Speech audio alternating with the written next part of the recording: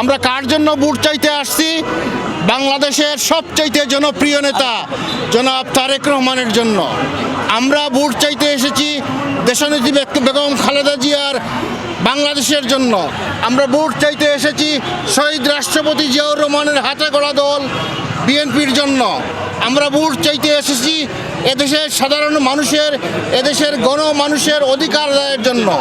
আপনারা যদি আমাদেরকে ভোট দিয়ে যদি নির্বাচিত করেন, রাষ্ট্র পরিচালনার যদি দায়িত্ব দেন, আমরা এই 54 বছরে যেটুকু অর্জন করতে সক্ষম হই নাই, আমি আশা করি আমাদের বর্তমান নেতা বাংলাদেশ জাতীয়তাবাদী দলের ডাইনামিক নেতা জনাব তারেক রহমানের নেতৃত্বে আমরা একটি সুন্দর দেশ করে তুলতে পারবো, যেখানে থাকবে না হানাহানি, যেখানে থাকবে না হিংসা, যেখানে থাকবে না প্রতিহিংসা, যেখানে থাকবে না আপনার এই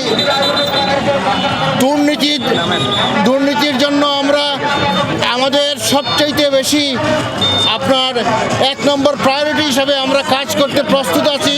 আমাদের জনাব তারেক রহমান সাহেব বলেছেন দুর্নীতির সাথে কোনো আপোষ নাই, দুর্নীতি যেই করবে, আমার দলের হোক আর অন্য দলের হোক, আমরা ছাড় দিব না।